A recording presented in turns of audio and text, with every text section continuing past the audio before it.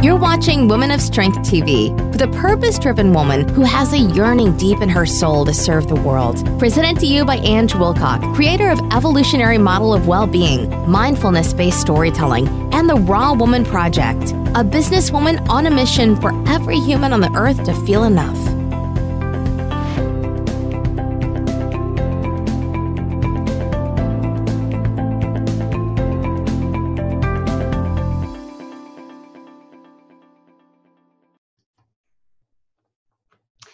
Hi, welcome to Women of Strength, the amazing place to be the authentic woman, because here we're always authentic, we're always being ourselves, whoever our self is. And today I show up differently to how I did yesterday, because that's who I am. And I've got an amazing guest with me today. She's quite a beautiful, beautiful, stunning woman. She's got, I love your hair, and I'm going to introduce her. So it's Donna, and I'm going to tell you a little bit about Donna. So Donna is 53 years old, and she's the same age as me, so that's wonderful. She's a real estate professional by day and the healing hiker on weekends. I love that. I'm going to ask you more about that, Donna. And Donna was a single mother whose children are now grown up. Donna's purpose and passion include mentoring women by using spiritual tools and meditation to overcome any obstacles life may present. By personally overcoming the trauma of childhood abuse, depression, and currently going through the experience of breast cancer, she believes all things can work for good if we look for the light and heal and help each other. Donna is a global traveler and adventure seeker, having traveled to 6 continents. Using nature, photography, and spiritual inspiration, her goal is to continue to share her journey through breast cancer and life, using nature as a catalyst for healing. Welcome, Donna. Hi. Wow. See, the first question I usually ask women is, what started you on your journey of being a strong woman? And just reading your bio then, it's one paragraph, but wow, it says a lot about you. So, where did that journey of strength begin for you? I think honestly, at a very young age, we had a pretty chaotic household. And so I learned to be, which was good on one hand. I learned to be very self-sufficient and very strong and take care of myself, and started working really young. And then it also worked against me because I didn't ask for help, as I got older. And I went through a painful divorce and was a single mother. And so a lot of, during that time, I could have used a lot more help and really turned to more spiritual help as well. Yeah. And I didn't, I was drinking and partying and going out and having fun, and, just didn't really deal with my life, in a healthy way. And so once I kind of hit bottom and really got depressed and really started losing hope for life, I finally asked for help and found spiritual tools to turn the whole thing around. And so it was a really powerful experience of learning how to ask for help and then help others, down the road. Yeah. Also. Yeah.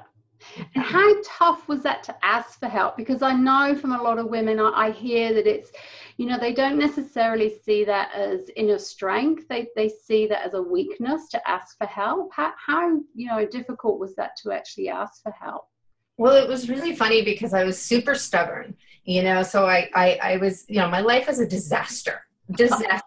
And I was still really, really stubborn. And so the funny part about it was, like there was nothing good left, really, very little. And so finally I had a moment of clarity, is really what happened. And like the fog cleared for a moment, and I was just able to go to my mom and ask for help. And the journey wasn't super smooth in the beginning, but what I found out through that is relying on, going through like an entire spiritual program with another woman, who walked me through it.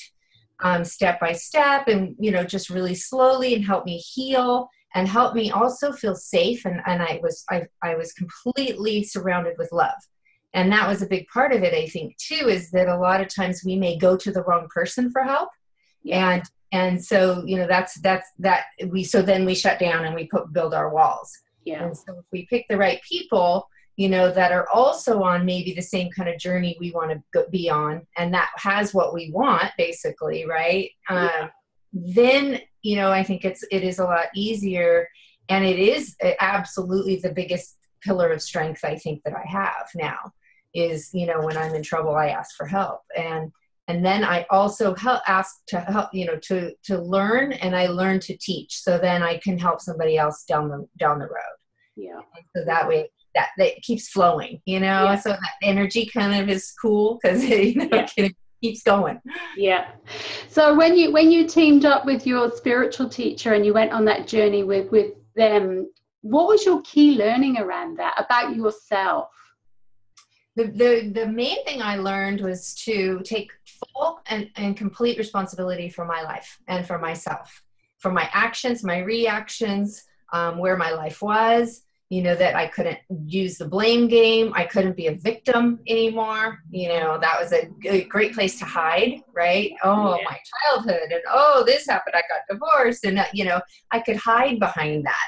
And so for me, that was the biggest piece of freedom that I've ever experienced, and that I still do, is that I am 100% responsible for everything that happens in my life. Yeah. And a lot of people get afraid when you hear that, but it's actually a freedom. Because then I can change and I can do things differently and I can learn new tools, right? Yes, yeah. So did you do that because, exactly, that's how I live my life. But did you do that in just one giant step, or did you take baby steps to get to that place? Because I know for me, I took baby steps to start with, and then one day it was just like, let's just go in and just get on with it and do it. But, everybody does that differently. So how did you do that? The first couple of weeks I wasn't very open. And so my spiritual teacher, actually what she suggested, she said, just every time you think about it during the day, ask for an open heart and an open mind. Yeah. So, thank you for giving me an open heart and an open mind. I didn't believe any of it. I didn't think any of it was going to work. Yeah. But I did it. I was willing to do that. And so then I had this giant epiphany, and this really amazing thing happened. And then at that point, I was open to whatever she suggested, whatever the road looked like, I was willing to do it. And so I just really stayed, super focused and really worked on healing. And so the first 9 months, I would say, were I didn't realize how sick I was, really. Yeah. And so it took about 9 months for me to get back on my feet and kind of get more clarity and work through a lot of the issues, that I had, and be willing to really look at my part and own it and not be afraid of that anymore. Yeah. And that's a key, isn't it? That willingness. You have to be willing, because I think we know that we do know this stuff. This isn't anything new to us, but if we're not willing to engage and take on responsibility, full responsibility for our life, like you said, it's easy to become the victim and hide. And that brings me on to the next question, because if you're taking full responsibility for your life and you're saying everything that happens in your life, you are responsible for, how does that work in terms of, your breast cancer? What's your understanding about that if you're taking responsibility for you? Because that would be hard. I would find that hard. Yeah. I think that's a really great question. And one of the to me, I think, things happen. We're human beings. And so, and I'll just be super honest, to me, it's just shit happens. And, and I don't really believe in that saying that everything happens for a reason, quote unquote. Yeah. I don't believe that. There's some things that to me make absolutely no sense. Yeah. However, how I react to those things that happen is what matters. And how I approach it is what matters. I can grieve and allow myself to grieve. I can be sad, and then I need to look for the light and look for the good. And then, how can I help somebody else through this, down the road? How can I, and that's really where hiking came in. I started really hiking, even through radiation and through treatment. I started just really hiking more and more. and really getting out in nature and using nature to heal. And that's where the healing hiker came in. Yeah. And that's where I came from. And so Oh. I'm a Reiki practitioner as well. So I started just doing Reiki out in nature, not only for me, but for the planet and for anyone open to receive. And so that's how that kind of came about. And I found that I felt so much better when I was in nature. And it gave me a lot of hope and a lot of purpose. Yeah. And just, you know, a chance to heal my body. And so that's really what I've done with that, you know, that side of things. And I just look, you know, it happens. A lot of people get sick. You know, how do I want to deal with it? Do I want it to be a negative and be sad, or do I want to be okay through the experience and help other people realize that you can be okay even if you're sick? It's okay. Yeah. Because life is all about choices, isn't it? We absolutely have the absolute power of our life. It is about the choice we make, but, you know, the attitude that we choose to have. And, you know, and I love that, because we all become sick. And for me, when I'm sick, I had an autoimmune disease, and I had to look and ask myself, what was that about? And do I want to become the autoimmune disease? And it was like, well, actually, no, I don't. I actually don't want to be that. I was really, really clear. No, this is not me. This is not what I want. I'm going to go on, you know, that healing journey and continue to do that. And I love what you say about nature, because we are part of nature, and that's why we feel so great when we're out with nature. That's why we naturally heal, because we're just another energetic source of nature. And we all, especially if we've got our own business and it's an online business, we spend a lot of time inside, and I'm sure that's got a lot to do with our sickness too. So when we go out into nature, you know, we're re-energizing ourselves. We're really connecting to our belief system, you know, who we believe we truly are. So yeah, I love that that you do that. So tell us a little bit more about your business, because I'd really love to hear a bit more about that.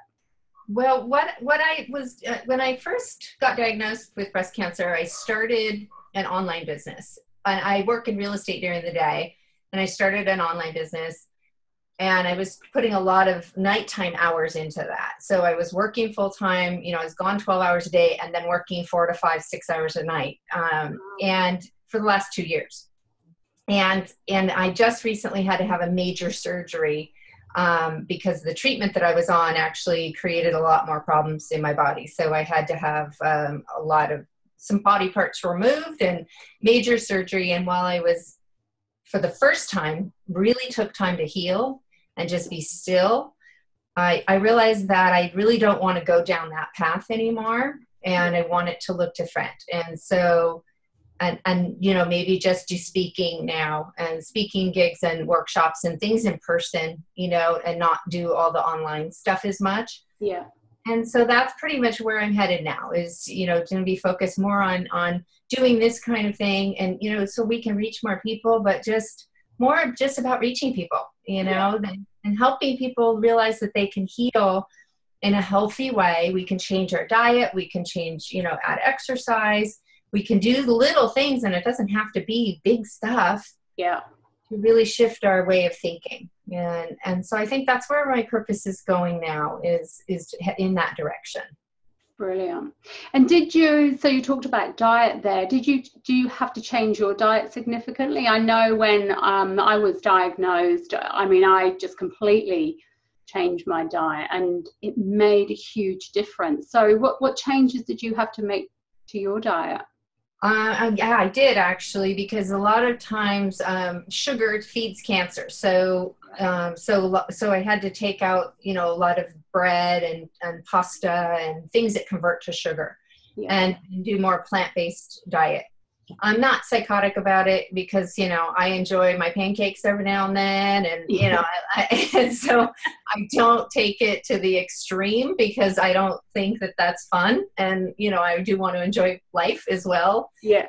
But I did you know, and I lost like 30 pounds, and, you know, it really made a big difference in my energy level as well. And so that really did make a difference and helped a lot. Yeah. Sure. Yeah. So throughout your life, so you've talked about, you know, the breast cancer. Has there ever been other sort of obstacles throughout your life that you've had to overcome to, you know, because it sounds like you're a very strong woman. When you needed help, you know, you went to your mum, was the first person you went to. But before all of that, were there any other things that happened in your life that made you, you know, sort of look at it and go, is this what life is about? I know for myself, even with my autoimmune disease, which was only a couple of years ago, there was lots of obstacles throughout my life that I chose to ignore. And then that happened, and it was like, okay, I need to start looking at this differently now. I need to start looking at who I am, what I'm doing. What's your story around that? Yeah, well, you know, I got pregnant and had a baby when I was 23. And so that was quite an experience, I would say, you know, as a young person. And I was on my own, and I decided to have this baby. And a lot of people thought I was crazy and thought, you know, you'll never be able to do this. Why are you doing this? Why aren't you giving her, you know, her up for adoption or, you know, other things? And I just felt like it was the right thing to do for me. I had a job. I was in real estate already at that point, and her father wanted her as well. And so, you know, I just felt like it was the right thing to do. And you know, and it was a big challenge. She had a lot of health issues when she was a baby. And so that was really hard and quite the challenge, and a lot of obstacles with that. I ended up getting married, you know, later, and then had another son with her father. But it was, you know, it was an interesting journey of marriage. And, you know, we had a lot of issues, but we had a lot of good times too, you know. And I think that that's also something I wanted to talk about today, is that, you know, if you've come from a childhood like I did, there was abuse, but there was also a lot of really good things that happened, and that we need to take that balance sheet, you know, evenly, and really look at the good and not just focus on the negative. And then once we see the good, be in gratitude for that. You know, that really changes our whole cell structure when we're in gratitude, right? Yeah, absolutely. And you can feel it. Like, even just talking about that, I got chills. Yeah. You know, you can feel that in your body. Yeah. I always say to people, you know, whatever happens in your life, always look for the diamonds. Always look, because they're always there. Whatever your story is, from birth to where you are today, look at the diamonds, because that's where the gratitude is. That's where your growth is. That's where your healing is. That's where energetically you're being drawn, you know, as opposed to because all the negative stuff is in here, isn't it? It's all what the mind generates. And and then in my 30s, I ended up taking a job. I left real estate, and I ended up taking an international sales job. And so I was traveling all over the world. I took a product global. I didn't have a college degree or anything when I took that job, and was very successful in you know, almost tripled sales in that position, and literally took a product global. And so, you know, I was really proud of that for my, you know, kids to see that we can do things that are really outside of any experience that we may think we can't do it. But, you know, we probably can. And so that was a really cool experience for me, you know, and for my kids to see. They didn't dig it that much because I was gone a lot, but at the same time, their dad even supported it, because he's like, I would never have the guts to go do that. And I want them to see that, you know, there's possibility, you know, out there. And, you know, and I went to Australia actually several times. And so it's one of my favorite places. And New Zealand, I love, you know. New Zealand's just, it's beautiful. I'm not originally a Kiwi. I'm originally from England, and I've lived in New Zealand for 11 years now. But I love it there. It's like, it's my spiritual home. I came here in 1999, and it was just like coming home is the only way I can describe it. And it took me 6 years to get back to live, but it's beautiful. So I get it when you say, you know, you love to travel and you love to experience other countries, because energetically every country is different. But the people are the same, right? And you know, And that was the thing, you know, what one thing I love talking about traveling, because when we do travel, we get out. I went to Africa a few years ago, and I was out in the middle of the bush with this tribe of women, literally in the middle of nowhere, and no common language, but I was there, you know, just to learn how they were doing some things. And the language of love is so powerful with no words necessary. And this woman, they don't touch in that culture. She kept grabbing my hand and putting it on her heart. And then taking my, you know, and switching and putting my hand on her heart. Yeah. Putting her head on my shoulder. It was the most beautiful experience, you know, and that it was just pure love, you know, and that's what I think we learn when we travel, is that we're all the same. Yes. It really, you know. Yeah. And we are. I mean, I've found it just through talking to all different women around the world, we all, we just connect. We just, there's that I can't even find a word for it. It's just energetically, we just know. It's like hearts touch, isn't it? They just connect when women speak to each other, even when it's over, you know, a video conferencing. It's just energetically, you feel it. You feel connected. It's amazing. Which brings me on to the question about, what do you love about being a woman? You know, I think what I love about being a woman is the ability to use not only my brain, but my intuition.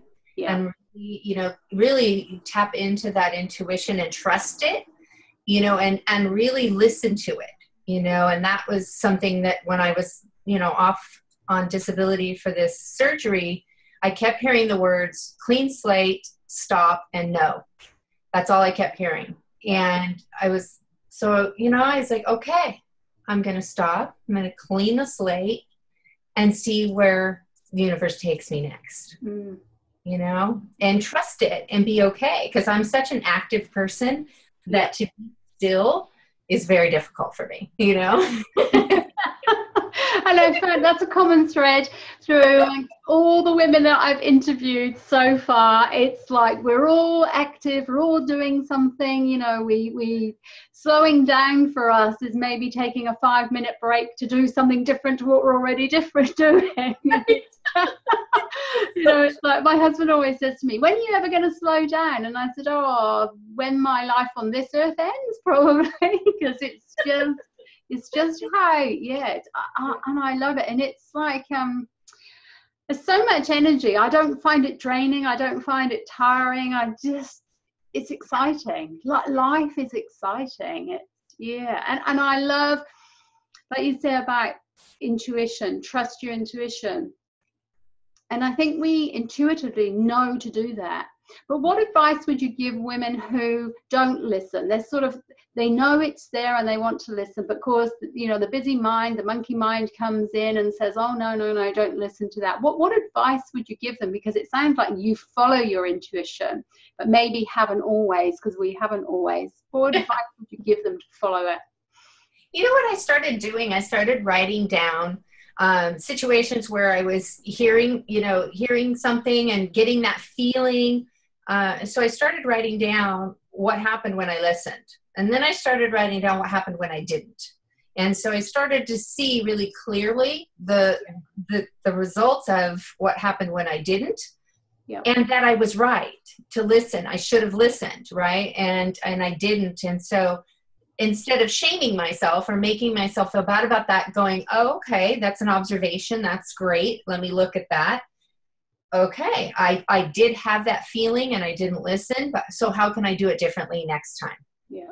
And be in, you know, little bits at a time. Because sometimes I think when we're learning how to trust our intuition, it has to come in little bits, you know, because it is overwhelming sometimes, you know. But I think being a global traveler has really developed my intuition skills, because you've got to be paying attention and listening for, you know, those signals. If there's danger, you'll feel it, you know.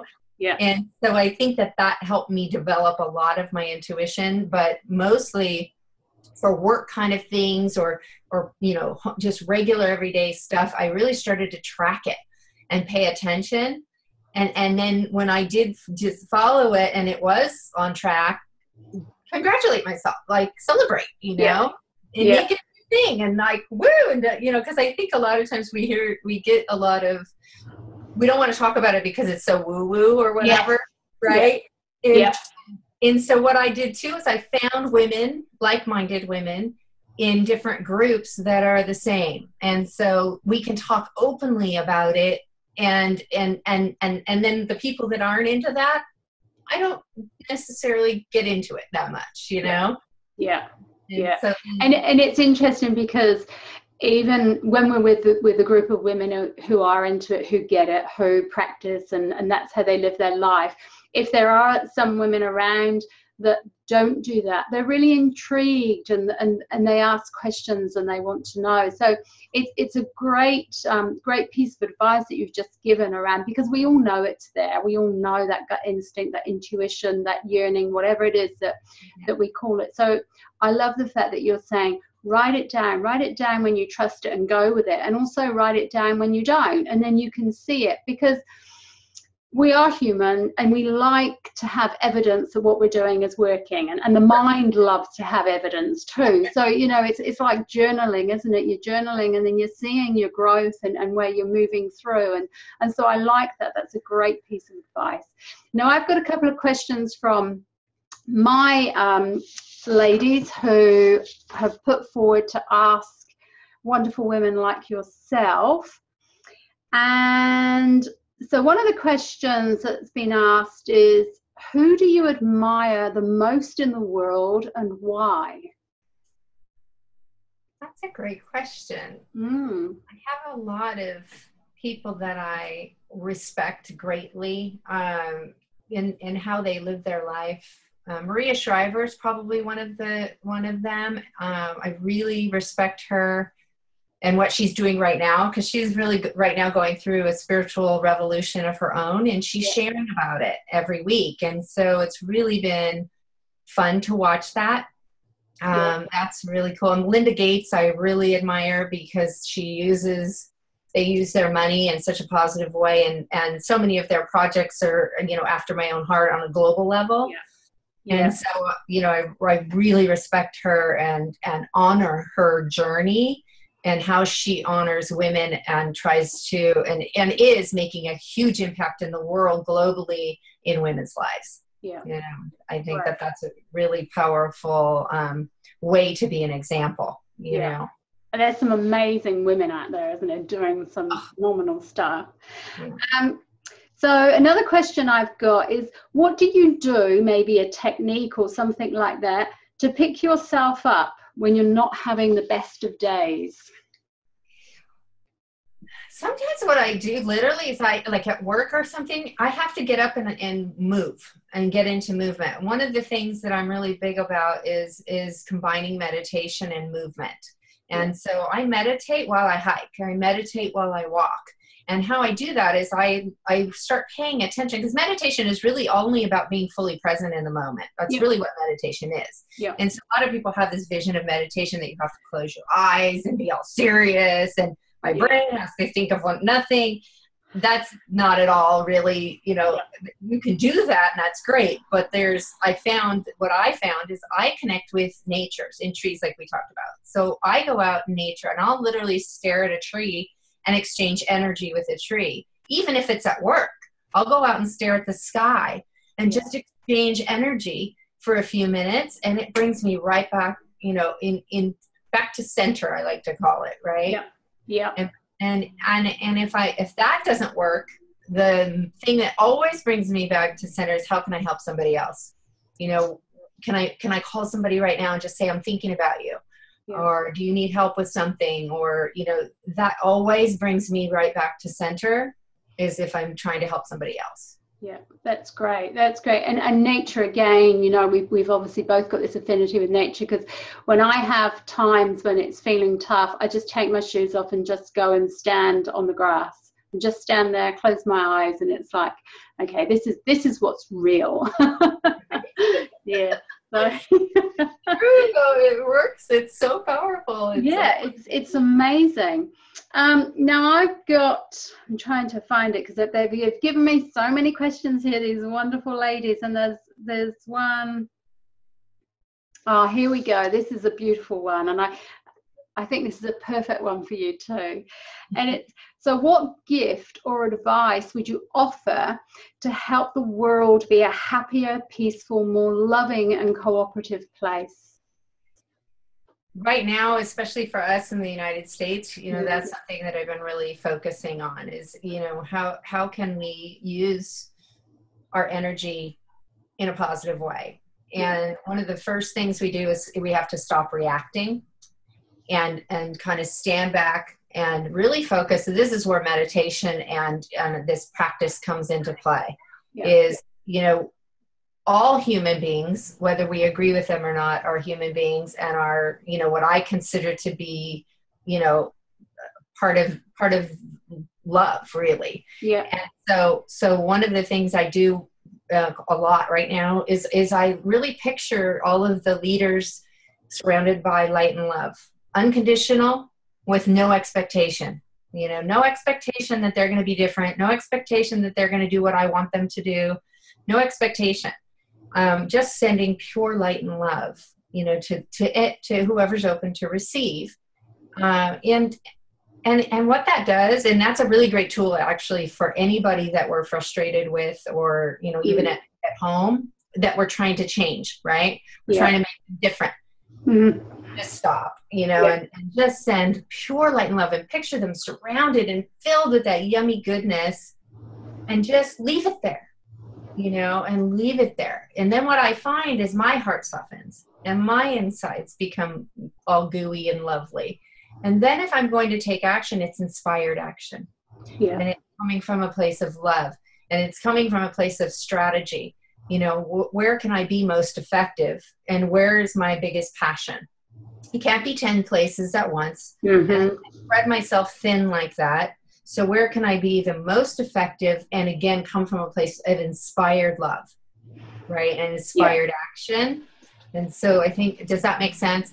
It does to me, because my next question was going to be is that it absolutely makes sense to me, but there will be some women or even men who will be listening to this who would say that's all woo-woo. How's that going to help anyone? What would your response be to that?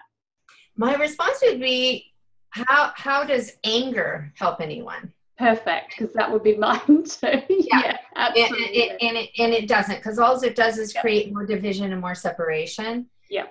And we're in a place right now where there's too much separation between a lot of people, and so we're, by reacting, we're creating more separation. So even if you're not, into the woo-woo place, just again, you can still do the same thing and take a step back, breathe, and say, am I coming from a place of anger, or am I coming from a place of wanting to come with a solution and acceptance and tolerance and love?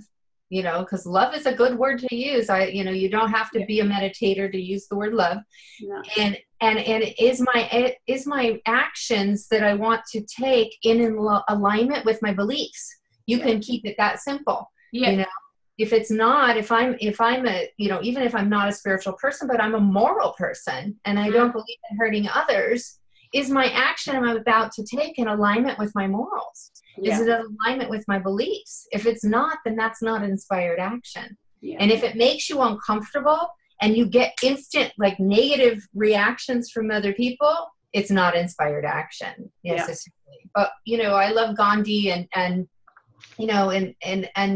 Desmond Tutu and all these these spiritual leaders who are also activists and they stand up for what's right, but coming from a place of love and acceptance. Yeah, absolutely. And I love your answer, because that's always my answer.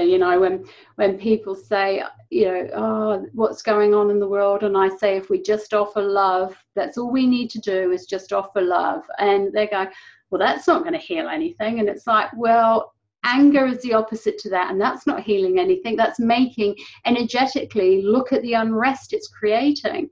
So if we just offer love, because that's another energy. Look at the joy and the peace that we could bring. And, you know, but yeah, I love it. Thank you. So is there one gem or one nugget that you can leave us with today in terms of taking inspired action? So you've already spoken about some things. What would be the one thing if someone's saying, I want to step in to be a woman of strength, I don't believe that I'm there yet, what one thing would you say to them in terms of taking inspired action would be? I think really it all starts with ourself and our self-love and self-healing. And, you know, because if we're empty inside, we don't have anything to give to the world. So we really can't take inspired action on behalf of anybody else or even ourselves if we haven't really taken time to heal. Yeah. And taken time to work on our inner stuff, you know, whatever might be blocking us, you know, from really being our full true self. And so, you know, I know so many of us women, we don't take time, you know, to really just be number one, and we don't take time to heal, and we don't take time for ourselves, you know, and that self-love practice. Yeah. You know, and setting a time, you know, time aside each week, whether it's with, you know, going to get a massage, going, you know, just going for the walks, going outside in nature, whatever it might be for you that works, to take that time. You know, because what happens is we start respecting ourselves when we do that. And when we respect ourselves, we become stronger. And when we become stronger, we can take that inspired action. Yeah. And so, you know, that's where, to me, it all starts, right? I asked for help. I worked on myself, and then I was able to start moving forward and help others. Yeah, brilliant. I love that. So how can our ladies get in touch with you? If they wanted to get in touch with you, how can they do that? I am on Instagram at Donna_Reina, Reina. That's probably the best way right now. I do have a Facebook page as well, which is, if you look up Donna Reina on Facebook, yep. I have a Facebook a business page, and I still have that up and running, so they can always message me there. But I'm also on Instagram, and so anybody can send me a message on Instagram. Yeah. And I post a lot of nature pictures and trail, you know, pictures from my trail hikes and, you know, from all over where I go. Lots of flower pictures right now. Yeah. Right. So what's the next piece of action for you then, Donna? So are you're still doing real estate? Are you going to move into doing your hiking and that full time, or are you just staying as you are right now? I'm staying in real estate during the day. I love where I work. I love the people I work with. It's a great company, and I'm really happy there. And so just, you know, on the weekends, I'm off hiking. Every weekend I go somewhere and post pictures and try and post inspirational things. But I'm also trying to post a lot about my journey right now, you know, and what I've been going through and how I'm getting through it, you know, in a positive way. And also sharing the hard days, because it is a hard journey, you know, it's not easy. And so, you know, I think that other people that are going through it need to feel that connection as well, that there are days where it's really tough, and that's okay, you know, but we don't want to stay there too long. We want to pick ourselves up and keep moving. And so for me, that's, you know, pretty much where I'm going, and, you know, practicing more on public speaking. And, you know, I'm always out and, you know, teaching and doing all that stuff anyway. But I live in Los Angeles, so there's a lot of opportunity here to teach and be around a lot of people and mentor women and things like that. So. Right. That's brilliant. So ladies, if any of you want to get in touch with Donna, it's Donna Reina, Reina, and you can find her on Instagram. And if you want to follow her journey, or even go off and do some hiking with you, that would be an amazing adventure, wouldn't it? So so please do. It's been a pleasure, Donna. I've loved hearing your journey. You're a very courageous, very, very strong lady, and thank you so much for sharing it with us. Thank you so much for having me. It was really fun. I enjoyed it. Thank you. Thank you.